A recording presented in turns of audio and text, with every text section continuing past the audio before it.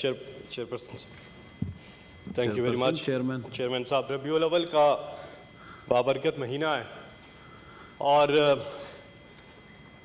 اس کی جتنی بھی مذمت کی جائے. جی سر، بسم اللہ الرحمن الرحیم. یہاں پہ جو لیڈر آف دا ہاؤس نے قرارداد پیش کیا اور پورے عوام نے اس کو سپورٹ کیا ہے اور سب اس معاملے پہ یکجا ہے. ہمیں سب کو مل کے آواز اٹھانی چاہیے اور پرائم منسٹر عمران خان کے ساتھ ہمیں اس میں کھڑے ہونا چاہیے. آپ پیپلز پارٹی سے ہیں، پی ایم ایل این سے ہیں، کسی بھی پارٹی سے ہیں، جماعت اسلامی سے ہیں، جے یو آئی سے ہیں، لیکن اس معاملے پر ہم سب کو یکجا ہونا چاہیے. باقی سیاست جو ہے وہ ہوتی رہے گی، لیکن اس خاص پہ ہمیں یہاں پہ یہ بھی اپریشیٹ کرنا چاہیے کہ جس انداز میں وزیر اعظم اسلامی جمہوریہ پاکستان عمران خان نے آواز اٹھائی ہے، اس کی بھی ہمیں مثال نہیں ملتی. یو این کی جو پہلی سپیچ تھی، پہلی دفعہ تاریخ میں، دنیا کی تاریخ میں پہلی دفعہ کسی نے اسلام و فوبیا کے حوالے سے آواز اٹھائی.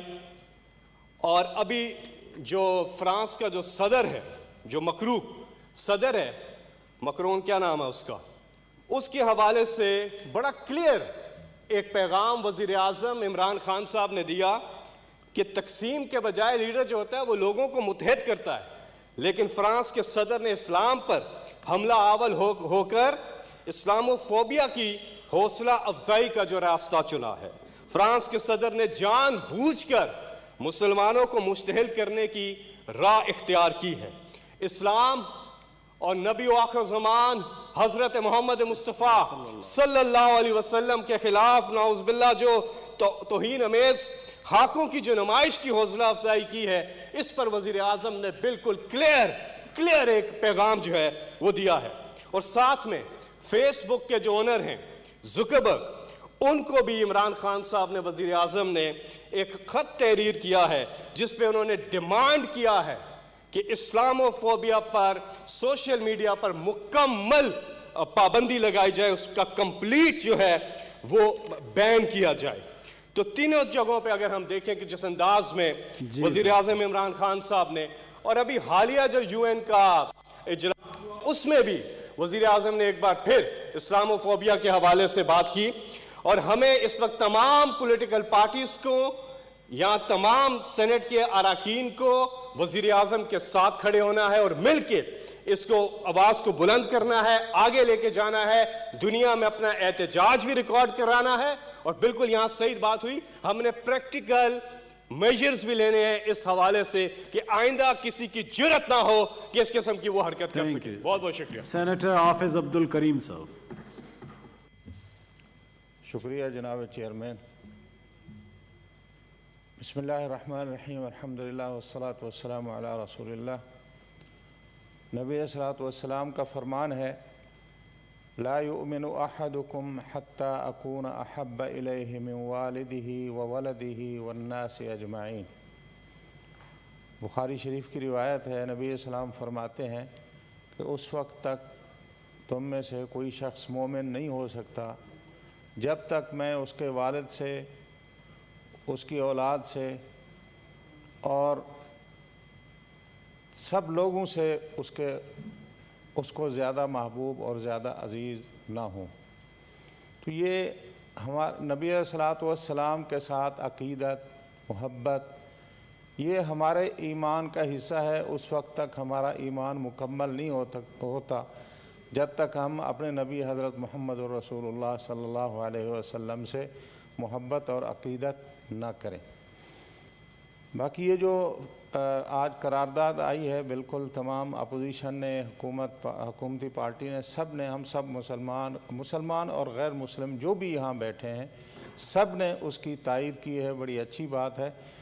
اور جتنا بھی ادیان ہیں، مذاہب ہیں، وہ انبیاء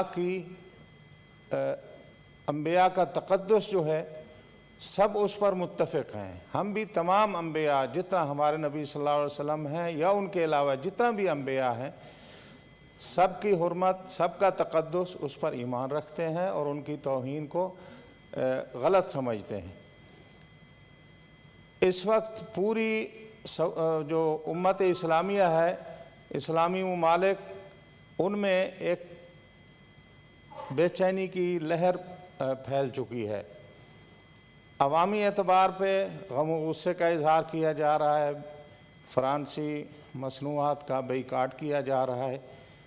بہت سارے ممالک میں اس پہ عمل درآمد شروع ہو چکا ہے، اور پاکستان میں بھی شروع ہو چکا ہے۔ بڑی اچھی بات ہے، مسلمانوں نے اچھے جذبات کا اظہار کیا ہے۔ اسی طرح حکمرانوں نے بھی اچھے اقدامات کیے ہیں، لیکن ضرورت اس بات کی ہے کہ سارے مل کر ہمارے حکمران اصل جو بات کرنی ہے انہوں نے حکومت سے بات کرنی ہے کہ اس قسم کی جو حرکتیں ہیں، اس قسم کی جو غلط کام ہیں، اس کے بہت سارے نقصان ہوتے ہیں، اور یہ ثقافات کے درمیان، مذاہب کے درمیان اس سے تصادم ہوتا ہے، تصادم سے بچنا چاہیے۔ تو اس لیے ہماری حکومت نے جو اقدامات کیے ہیں ٹھیک ہے، لیکن اس سے زیادہ یہ کام صرف ایک تقریر سے، ایک قرارداد سے نہیں چلنا۔ حکومت جو ہے اس کو چاہیے کہ اس سے زیادہ وہ جتنا اقدامات کر سکتی ہے اس کو کرنے چاہیے، اور ہمارے نبی حضرت محمد رسول اللہ صلی اللہ علیہ وسلم کا جو مقام ہے اس کا تحفظ اور اس کا تقدس جو ہے اس کی حفاظت کرنے کے لیے تمام تر اقدامات کرنے چاہیے۔ سینیٹر میاں عتیق شیخ۔ شکریہ چیئرمین صاحب۔ چیئرمین صاحب، یہ جو آج ابھی قرارداد پیش کی گئی ہے، جس کے ہم سب ہی اس بات کی حمایت میں ہیں کہ آخر ہو جاتا ہے، لیکن یہ سلسلہ رک نہیں رہا۔ ہمیں کو بہت ٹھوس طریقے سے اس پہ اپنا کردار ادا، یہ ایک روایتی کردار ہے کہ سفیر کو ہم بلا لیں، وہ ہمارے کو نکال دیں، لیکن اس سے مسئلہ حل نہیں ہوگا۔ یہ بھی ایک احتجاج کا بہرحال طریقہ ہے، اس میں بھی غور کرنے میں کوئی حرج نہیں۔ پہلی بات تو یہ ہے کہ اس میں حکومت وقت جو ہے اس کا کردار سب سے زیادہ اس لیے ہونا چاہیے کہ ہم ایک اسلامی مملکت میں بستے ہیں، اور وہ کردار صرف اس حد تک نہیں ہونا چاہیے بیانوں کی حد تک، اس میں ہمیں غور کرنا چاہیے کہ اس کا مستقل جو ہے علاج کیا ہے اس کا۔ میں ایک بات یہ کرنا، دیکھیں طیب اردوغان ہر معاملے میں لیڈ لیتے ہیں، اللہ ان کو زندگی صحت دے، وہ اس وقت امہ کے ایک لیڈر کی حیثیت سے سامنے آئے ہیں، اور اس سے پہلے بھی بہت سارے ممالک میں آپ نے دیکھا کہ اس طرح کے خاکے واقع بنے ہیں، اور لوگ اس پہ ری ایکشن بھی کرتے ہیں۔ بلکہ ایک آدھ ہمارے ملک سے ایک ناروے میں جب وہ ہوا تھا، وہ پچھلے کچھ ہی عرصہ پرانی بات ہے، زیادہ پرانی بات نہیں ہے، خاکے تو طاہر القادری صاحب نے اس کے حق میں بات کی تھی، اور یہاں پہ کسی نے اس کے خلاف کوئی شور نہیں کیا، کوئی ری ایکشن نہیں کیا۔ ابھی تک اس ایشو پہ تو ان کا کوئی بیان نہیں آیا، لیکن مجھے پرانا یاد ہے۔ میں یہ سر کہنا چاہتا ہوں کہ اس دنیا میں مذہبی لحاظ سے اگر دیکھا جائے تو سب سے بڑی آبادی عیسائیوں کی ہے، مسیحی برادری کی ہے۔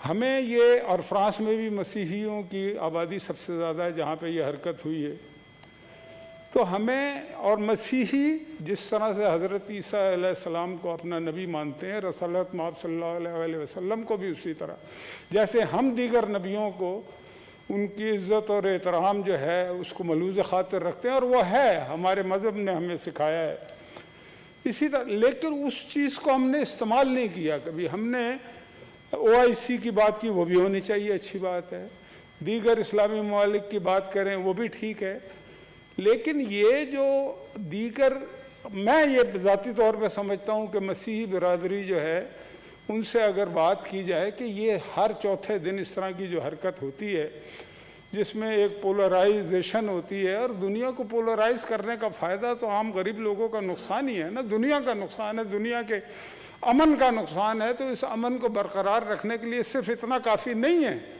کہ مسلمان اٹھیں اور ایک رد عمل کا مظاہرہ کریں اور اس کے بعد ایسا ایسا ٹھنڈ پڑ جاتی ہے کو بائیکاٹ کر دیا۔ اصل بنیادی بات یہ ہے کہ یہ جو اکنومیکلی بائیکاٹ جو ہے نا، اس کے اثرات مرتب ہوتے اس لیے ہیں کہ اگر فرانس کی چیزوں کا ہم مکمل بائیکاٹ، نہ صرف ہم OIC करे, दीगर ममालिक करेंगे तो वहाँ के अवाम को तकलीफ़ पहुँचेगी। अभी वहाँ के अवाम को कोई तकलीफ़ नहीं पहुँची। एक तो ये इशू है बड़ा अहम। दूसरा मेरे नज़दीक ये है कि हमें मसीहियों के लीडरों से बात करनी चाहिए कि भाई ये आपकी भी जिम्मेदारी है। रिसालत मआब सल्लल्लाहु अलैहि वसल्लम की इज़्ज़त और हुर्मत जो है जितनी हमें अजीज़ है उतनी ही आपको भी होनी चाहिए, और है, हम समझते हैं। तो अगर है तो फिर अपना किरदार भी अदा करें ना, और किरदार अगर कहीं पे वो नहीं अदा कर रहे तो हमारा असल किरदार ये होना चाहिए कि हम उन्हें उस किरदार को अदा करने पे मजबूर करें। ठीक, ये मेरी राय है। बाकी जो रवायती चीज़ें हैं वो भी होनी चाहिए, और ये इंतहाई काबिल मजम्मत कदम है। हमारी हुकूमत को भी गैर रवायती तरीके अब इख्तियार करने पड़ेंगे आगे बढ़ के, क्योंकि ये किसी साहब ने बात की थी और दुरुस्त की थी कि हमारे माँ बाप से भी ज़्यादा अगर किसी की इज़्ज़त और हुर्मत है तो वो रिसालत मआब सल्लल्लाहु अलैहि वसल्लम की है। तो अगर ये बात है तो फिर हमें उस अमली तौर पे उसका मुजाहरा भी करना पड़ेगा। Senator Faisal Javed.